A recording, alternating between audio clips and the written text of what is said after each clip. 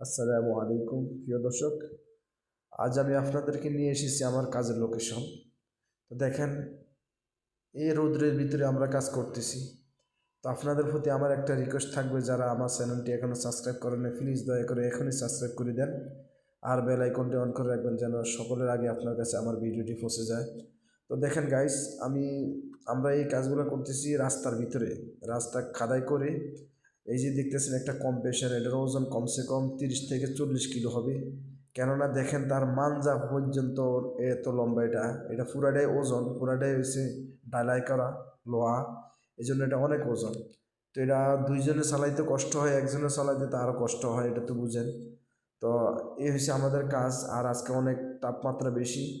তো সবাই আমাদের জন্য দোয়া করবেন, আর বিশেষ করে দু একটা লাইক টাইক দিবেন যদি ভালো লাগে প্লিজ, আর কমেন্টস করে জানাবেন। ওকে, আসসালামু আলাইকুম রহমতুল্লাহ।